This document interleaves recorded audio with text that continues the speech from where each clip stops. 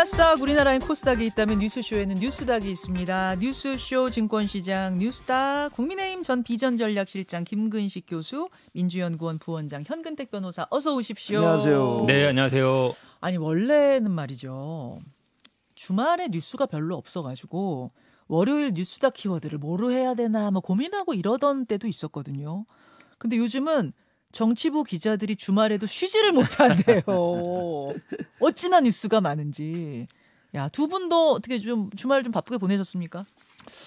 그 주일날 아침에 깨면은 뉴스닥의 주제어를 뭘 잡아야 되는지 네. 항상 고민합니다. 그렇죠. 근데 진짜 예전 같은 경우는 주말에 뉴스가 없고 그러면 지난주에 했던 걸 다시 반복하기도 그렇고 애매하긴 한데 정말 요즘에는 참 굉장히 역동적인 정치 상황인 것 같습니다. 주말에도 그렇죠. 뭐 이러저런 사건 뉴스가 많아가지고. 그러니까요. 현 변호사님은 더 그러셨을 것 같아요. 저는 사실 이거 키워드 잡는데요. 그 전화를 미리 잘 못 받았어요. 어제 하루 종일 조사받았거든요. 그러죠. 맞아요. 그랬죠. 이화영 부지사. 이화영 부지사. 11시는 대학 끝난 것 같아요. 변호인으로. 9시까지 조사하고 그다음에 뭐 열람하고 근데 어제 이제 또 영상 녹화하자 이랬었거든요. 근데 영상 녹화를 잘 안 해봤나 봐요. 기계 다루는데 좀 걸려가지고 거의 집에 오니까 거의 12시 가까이 됐던데 어쨌든 이제 키워드 좀 잘못 고른 것 같아요. 왜냐면 사실은 그 오후 내내 이제 바꾸셔도 돼요. 시간이 바꾸셔도 없었어요. 돼요. 시간이 없었는데 네, 지금 바꾸셔도 아니, 뭐 되니까 그건 뭐 상관없는데 어쨌든 보니까 이 투표율이 모바일 투표율이 예. 지금 굉장히 많이 올라온 국민의힘, 거잖아요. 예. 그러니까 뭐 이게 어디로 갈지 모르겠다 이런 생각이 딱 들어요. 그 얘기를 잠시 후에 하시면 네, 돼요. 네, 자, 네. 그럼 일단 키워드 확인하고 가겠습니다. 김근식 교수님 오늘 상한가 하한가 어떤 겁니까? 저는 1인 4당화로 가나 개딸들과 이재명의 민주당 이렇게 잡아왔습니다. 1인 4당화로 가나 개딸들과 이재명 뭐 하한가 주시는 그렇습니다. 거겠죠. 네. 현근택 변호사님은요? 저는 뭐 대통령실의 수상한 단톡방 하한가로 잡았습니다. 대통령실의 수상한 단톡방 역시 하한가로 가지고 오셨습니다. 먼저 김근식 교수님 가져오신 키워드부터 가죠. 1인 4당화로 가나 개딸과 이재명. 이 키워드를 골라오신 이유는요? 그렇죠. 그 체포동의안 가까스로 부결된 다음에 민주당 내에서 후폭풍이 지금 가라앉지 않고 있는데요. 뭐 물론 이재명 대표가 그 전에 대변인을 통해서 좀 자제해달라고 이야기를 했다고 전했고 또 이번 주말에는 이제 페이스북을 통해서 좀 자제해달라고 이야기했는데 그 페이스북도 제가 들어가서 보니까 좀 자제해달라는 내용이긴 하지만 중간에 보면 이런 이야기가 나와요. 5명 중 4명이 그랬다 해도 네. 1명이 억울하면 그 사람은 얼마나 억울하겠습니까? 그래. 그러니까 4명이 그렇게 한 사람은 4명 욕해도 된다는 뉘앙스예요. 그러니까 1명이 억울한 사람이 있으면 안 되니까 자제해달라는 건데 그렇지만 진짜 가결이나 무효표를 던진 사람은 응징해도 된다는 저는 그렇게 뉘앙스를 읽혔습니다. 어제 SNS를 그렇게 읽으셨어요? 왜냐하면 그 내용으로 그렇게 보이잖아요. 5명 중에 4명이 생각이 그랬다 좀, 해도 1명이 안 그랬다고 하면 그 1명은 얼마나 억울하겠습니까? 이런 거거든요. 그러니까 사실관계를 확인하지 않은 상태에서 분명히 단호하게 부결표를 던진 사람에게까지 돌을 던져서는 안 된다. 이렇게 해석할 수 있잖아요. 그래서 저는 이재명 대표 속마음은 여전히 개딸들이나 이런 강성 지지층들의 어떤 이런 색출, 뭐 반란, 배신 이런 그 과도한 행동에 대해서 그냥 말로는 말리는 척하지만 제가 볼 때는 즐기고 있는 게 아닌가 이런 생각이 들어요. 자, 일단 그럼 주말 상황 제가 정리해드리겠습니다. 먼저 금요일 민주당사 앞에서 더불어 수박깨기 운동본부 회원들이 모여서 수박깨기 행사를 가졌습니다. 진짜 수박을 깬 건 아니고요. 수박 모양의 풍선을 터뜨리는 방식의 행사를 가졌고 온라인 당원 게시판에서는 이낙연 전 대표 영구 제명을 촉구하는 청원글에 7만여 명이 서명을 하고 있는 상태. 그리고 뭐 항의 문자라든지 포스터 게시 행동은 계속됐고요. 거기에 대해서 이재명 대표가 조금 전에 말씀하신 것처럼 SNS에 글을 올려서 내부 공격을 중단해달라 이런 호소를 한 겁니다. 비명계의 별다른 움직임은 포착되지 않았고 조금 위축된 모습이죠. 친명계 의원들도 지난주에 거센 공세를 폈는데 주말에는 별다른 움직임 없이 그렇게 지나갔습니다. 자, 현근택 변호사님. 네. 이재명 대표의 속마음을 김근식 교수님은 말리는 척하면서도 오히려 지금 지지자들 부추기고 있는 건 아니냐 의심하셨는데 어떻게 보세요? 우리 김근식 교수님이 이재명 대표를 맨날 악마화하는 사람이니까 어떻게든 삐딱하게 좀 이제 저는 아무리 몇 번 읽어봐도 명단 틀린 게 많다. 5명 중 4명이 그랬다 해도 5명을 비난하면 1명은 얼마나 억울하겠냐. 그러니까 해당이 안 되는 사람이 있을 수 있는데 그 사람, 그러니까 명단이 확실한 게 아니다. 무기명이니까 그래서 비난하면 안 된다. 억울한 사람이 생길 수 있다. 이 취지거든요. 근데 이거를 뭐 4명을 비난하게 된다. 이렇게 해석하는 거는 제가 보기엔 너무 과한 것 같고요. 지금 어쨌든 당대표는 자제해달라고 하고 있지만 물론 약간 뭐 의원들도 그렇고 자제 분위기는 있습니다만 다 그렇지는 않습니다. 지지자들 중에는 아니다. 당대표가 그런 메시지를 내더라도 그럼 우리의 의사대로 어쨌든 이번에 뭔가 이제 반란이라 할까요? 아니면 이런 것들을 했던 건데 당에서 이런 문제 있다. 이런 의견도 있습니다. 당원들 보면 그건 당대표 의견이고 나는 나의 의견대로 하겠다는 사람도 있거든요. 그래서 이게 어찌 보면 지금 말씀처럼 뭐 1인 4당화였으면 당대표가 딱 오더를 내리면 알겠습니다 하고 딱 따라가는 게 맞는 거죠. 근데 그게 아니라는 어찌 보면 약간 이제 당원들의 자발적인 그런 생각들도 반영되고 있는 건데 근데 이제 좀 저는 그런 모습 하기 전에 좀 이 결과 나왔을 때도 얘기했습니다만 사실은 지금까지 언론이든 어떤 데든 내가 찬성 던졌다든지 아니면 뭐 그다음에 기권 무효를 했다는 분은 아무도 없어요. 아무도 없거든요. 이거는 제가 보기에 좀 어찌 보면 유축되는 건 맞아요. 왜냐하면 그게 꼭 뭐 당원들의 이런 것도 있지만, 그러니까 생각해 보니까 좀 실수한 거 아닌가? 사실은 지금 실수의 의미로 지금 저는 오히려 그렇게 봐야돼요. 왜 그러냐면 당원들이 거예요? 지금 예전에는 하루에 한 500명씩 들어오다가 지금 네. 한 5,000명씩 들어오고 있거든요. 당원 가입이요? 예. 왜냐하면 이게 이대로 두면 안 되겠다. 예전에 탈당했던이나 아니면 당 언저리에 있던 분들이 입당을 많이 하고 있어요. 이재명 대표를 보호하기 위한 그것도 입당이 있고 어쨌든 러시를 이루고 지금 있다. 이런 분들을 그대로 두면 안 되겠다. 이런 여론도 있습니다. 그렇게 본다 그러면 이거는 물론 뭐 얼마나 갈지 모르겠지만 지금 일각에 얘기하는 것처럼 뭐 이분들이 뭐 갑자기 뭐 조직화되거나 다시 모여가지고 뭘 하거나 이런 상황은 쉽지 않다. 왜냐하면 보통은 이렇게 뭔가 이제 반대표를 던지거나 하면은 그 다음에 후속으로 딱 모여가지고 뭐 이렇게 뭐 한다든지 우리가 앞으로 뭘 하겠다든지 이게 나와야 되거든요. 그런 모임이 없어요. 저는 그걸 대놓고 지금 할 수 있는 사람이 어디 있겠습니까? 뭐 반란, 색출, 배신 이런 이야기하는데 어디서 그걸 대놓고 제가 가길표 던졌습니다. 이렇게 이야기할 사람은 제가 볼 때 없고요. 제가 그때도 말씀드렸지만 그 무기명 기표소에 들어가서 외로운 저항을 한 거예요. 그러니까 소리 없는 아우성을 그 30명 이상이 지른 거고요. 그것에 대해서 지금 저렇게 집단적으로 거의 린치를 가하고 있는 형국이기 때문에 저는 이 아까 1인 4당화 제가 문제 의식을 말씀드린 거 뭐냐면 우리 당이나 민주당이나 정당의 다양한 목소리를 내는 건 당연한 이야기고요. 특히나 훌륭한 지도자. 이제 김대중 대통령 같은 경우 제가 계속 말씀드립니다만 80년대 그 민주화 투쟁 시대에 많은 학생운동이나 제야운동에서 반미, 뭐 용공 이런 분위기가 있을 때 그분들이 가장 당시의 DJ의 우군들이었거든요. 그때 DJ는 대놓고 이야기합니다. 당신들 이러면 안 된다. 반미는 안 됩니다. 용공 안 됩니다. 폭력 안 됩니다. 그래서 3불을 이야기했었어요. 폭력 안 돼, 폭력 반대, 반미 반대, 용공 반대. 그러면서 오히려 제야의 지지표를 잃어가기도 했었습니다.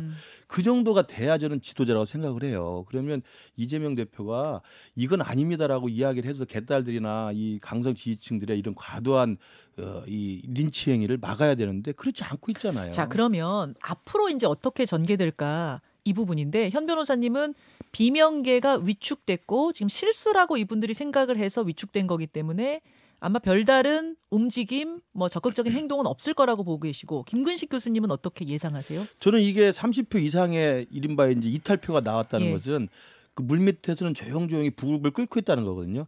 아마 그렇기 때문에 이게 간단치 않기 때문에 강성 지지층들이 이렇게 강력하게 저항하는 거예요. 이참에 그냥 싹을 밟아야 되겠다. 그렇게 하면서 지금 그 내년에 공천을 앞두고 무슨 평가에 그 권리당원들의 여론조사를 넣겠다는 등 이런 등등의 갖가지 제도적 장치까지 만들어서 지금 검토 중이라고 그렇죠. 하죠. 공천을 그 빌미로 해서 목을 죄우겠다는 거 아니겠습니까? 더 침묵하게 만드는 거죠.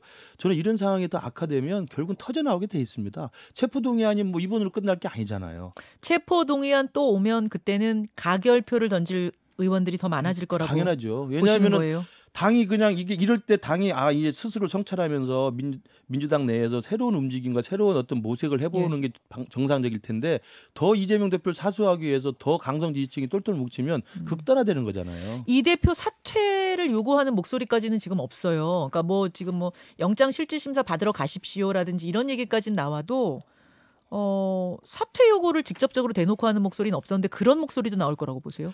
저는 언젠가는 이게 임계점에 도달하면 갈등이 충돌하게 돼 있다고 생각을 해요. 이건 같이 화해할 수 있는 분위기는 아니잖아요. 화해 분위기가 아니다. 그렇죠. 현 변호사님. 계속 우리 뇌피셜 희망회로를 돌리시는 것 같은데요. 사실은 이게 선거가 가까워질수록 결국은 뭐 공천 문제, 저는 또 뭐 공천 문제라고 봅니다. 지금 국민의힘 전당대회도 보면 결국은 공천 문제거든요. 그러니까 본선은 공천을 받아야 나갈 수 있는 거기 때문에 공천을 어떻게 받을 수 있냐 문제인데, 사실은 민주당 공천률은 뭐 계속 똑같았습니다. 당원 50%, 여론조사 50%거든요. 근데 많은 분들이 착각하는 게 여론조사 50%는 별개라고 생각하는데 그렇지 않아요. 여론조사에 응하는 분들도 거의 당원이나 그 주변에 있는 분들입니다. 왜냐하면 하도 많이 전화가 오기 때문에 그때 웬만한 사람은 전화를 잘 안 받아요. 그러면 결국은 지금까지 당원들은 어떤 사람들이냐면 대부분이 이제 자기 선거를 위해서 모집한 사람들이었어요. 그런 사람들은 뭐 숫자가 그렇게 한 1,000명, 2,000명밖에 안 됩니다. 근데 지금 지역구당 당원들이 뭐 5,000명씩 넘어요. 그럼 사실 통제가 안 돼요. 자기들이 관리할 수 있는 영역이 넘어가요.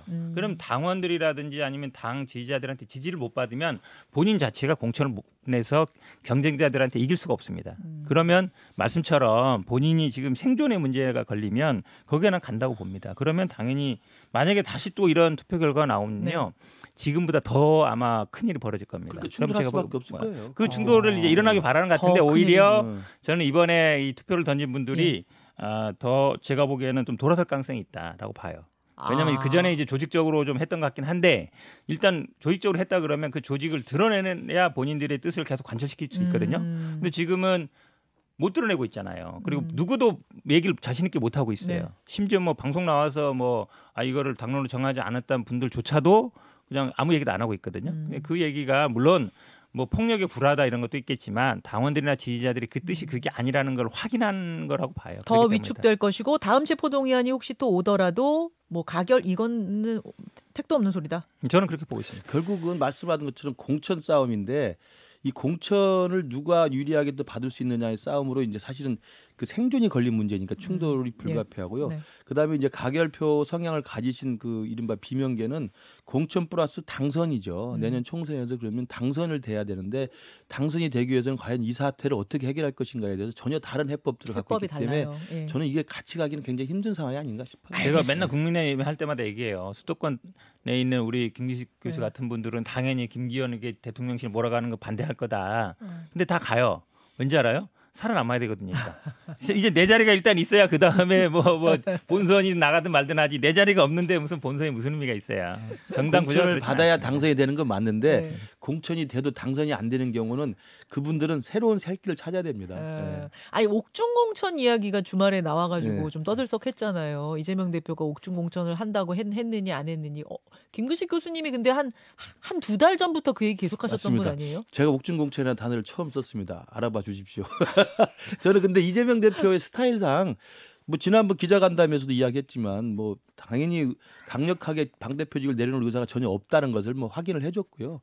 저는 지금의 개딸들의 이런 좀 공포 분위기라든지 이런 것들을 보면 저는 막판에 충돌이 일어나서 결국 어떤 식으로든 그 폭력적인 해결 방식이 아닌 한 저는 이재명 대표가 스스로 당대표직을 내려올 가능성이 전혀 없다. 그리고 전혀 없다. 1심이 판결이 난다 하더라도 1심 판결이 내년 총선 이전에 나기가 힘듭니다. 현실적으로 재판 일정상. 그러면 이게 유무죄가 확인되지 않았다라는 이유만으로 충분히 당대표직 유지할 수 있고 그렇기 때문에 저는 옥중공천도 충분히 불사할 거라고 봅니다. 지금 그 워딩에 대해서 이제 뭐 서로 이제 다툼이 있기 때문에 일단 뭐 통화를 했다는 거는 서로 인정을 한 거죠. 통화는 맞는데 이제 그 워딩이 있었냐에 대해서는 이제 다툼이 있기 때문에 그런데 사실은 제일 먼저 판결 난 거는 선거법이에요. 선거법이 1심은 6개월 내에 나가거든요. 지금 쟁점이 되고 있는 뭐 알았냐 몰랐냐. 김문기 씨를 알았냐 몰랐냐. 뭐 모르는 게 행동이냐. 이게 쟁점이 붙었어요.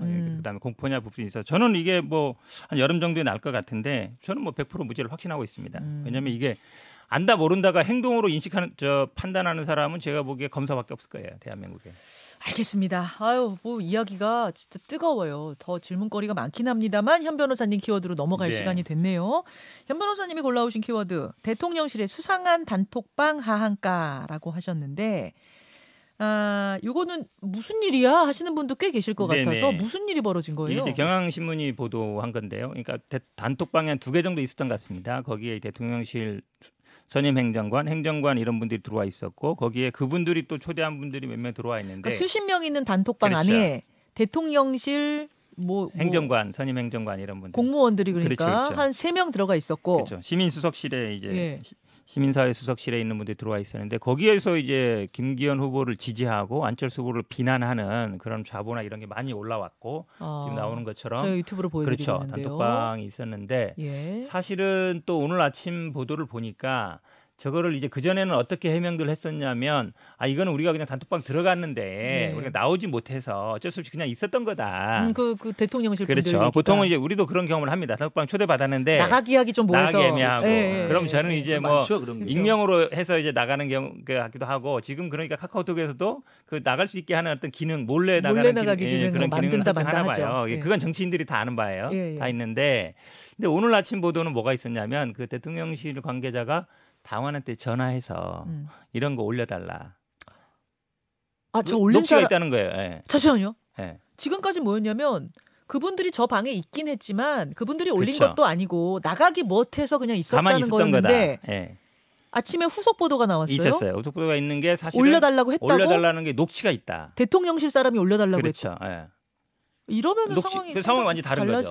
왜냐하면 소극적으로 그냥 있는 거는 이게 과연 뭐 공직선거법은 이제 당내 선거는 뭐 적용되냐 마냐 논란이 있지만 이제 국가공무원법에는 이제 공무원의 정치적 중립 의무가 분명히 있거든요. 이거에 대한 이제 처벌 규정도 있는데, 근데 만약에 이렇게 올려달라는 얘기를 했으면 달라지는 거라서 지금 예를 들어서 물론 안철수 후보는 뭐 기자회견을 해서 뭐 수사까지 해야 된다, 뭐 아니면 당내 조치를 해야 된다, 아니면 대통령실에서 조치를 해야 된다 했는데 할 것 같지는 않고요. 사실은 원래 하는 게 맞죠. 이 정도 되면 뭐 경질 말씀하시는 거예요? 그렇죠. 아니 일단 시민사회 수석실에서는 저 대통령실에서는 조치를 취하는 게 맞아요. 근데 그럴 것 같지는 않은데 이건 나중에라도 조금 문제 될 수 있는 소지는 있을 것 같아요. 김우식 교수님 좀 아세요 이 상황을? 예, 저도 이제 저희들도 대기실에서 보니까 그게 새로 이제 단독으로 기사가 올랐어요. 그러니까 단순히 그 단톡방에 들어와 있었기 때문에 다른 사람들이 올리는 것을 그냥 지켜보고만 있었다는 것은 큰 죄가 되지 않습니다. 우리도 그런 경우가 많잖아요. 나갈 수도 없고. 뭐 그러니까. 지켜만 보는 경우는 좀 그러니까 다르죠. 그건 문제가 안 되는데 이제 오늘 아침에 새로 보도된 내용이 사실이라면, 그러니까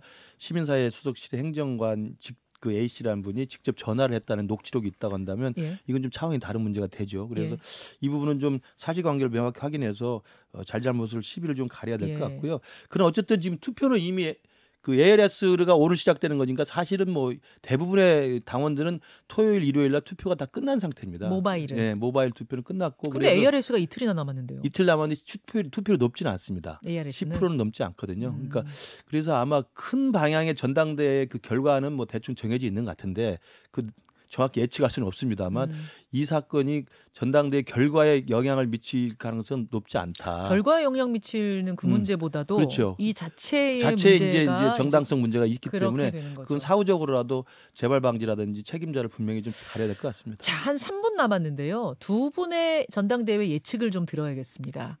일단 47.51%라는 이틀 만에 이 투표율은 두 분은 어떻게 해석하시는가? 현 변호사님 어떻게 보세요?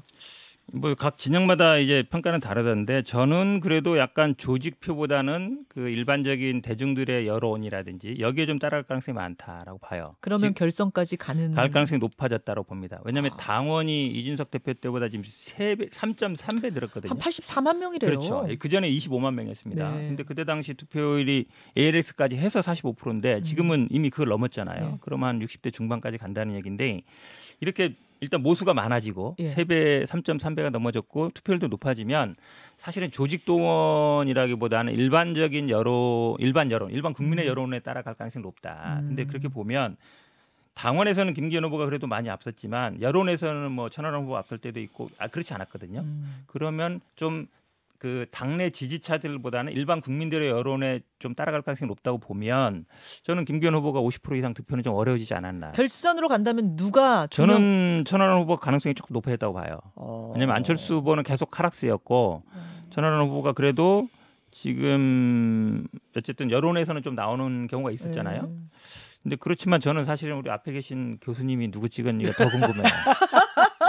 비밀 투표인데 왜 또 그걸 궁금해하세요? 아니 밖에서 얘기해봤더니 뭐 궁금해할 수 안철수 있죠. 한교안은 안 찍었을 것 같다라는 게 대체적인 컨센서스가 이루어졌는데 여론이에요 그게? 여론이 일반 여론이고 댓글도 아마 제가 비슷할 것 같아요. 그럼 이제 김기현 천하람 중에 누구냐 제일 궁금해요. 저 사실은 결선 가는 것보다 더 궁금해요. 지금 김 교수님 얼굴이 빨개지셨어. 미리 공지해드렸어요 물어보겠다. 김 교수님 누구 뽑으셨는지 물어봐도 돼요? 안 되죠. 그 비밀 투표니까 뭐 당연히 공개할 수 없고요. 네. 참고로 이제 지지난주 주말에 우리 당협에 김기현 후보가 방문했다는 말씀 드리고요. 그리고 그 천하람 후보랑은 또 개인적으로 친하고 지난 연말에 우리 당원 연수대에는 또 안철수 후보가 왔다는 말씀 드립니다. 이게 세 다리를 걸치시네요. 그러면 하여튼 지금 황교안 후보는 절대 황교안 후보도 우리 그 당원 연수대에 와서 축사해 주셨어요. 뒤늦게 네 다리로. 자, 그러면 지금 이 투표율을 어떻게 해석하시는가 시간도 지금 별로 없네요. 결선 갑니까 안 갑니까? 갈 것 같아요. 이렇게 투표율이 진짜 예상 밖으로 높다는 것은 결선으로 갈 가능성이 높아진 것 같습니다. 그렇죠. 자, 두 분 한 5분 정도 시간 되세요? 네, 됩니다. 5분 정도 되세요. 자, 그럼 본방송 여기서 마치고 5분만 댓글쇼 더 가겠습니다. 두 분 고맙습니다. 네, 고맙습니다. 김현정의 뉴스쇼는 시청자 여러분의 참여를 기다립니다. 구독과 좋아요, 댓글 잊지 않으셨죠? 알림 설정을 해두시면 평일 아침 7시 20분 실시간 라이브도 참여하실 수 있습니다.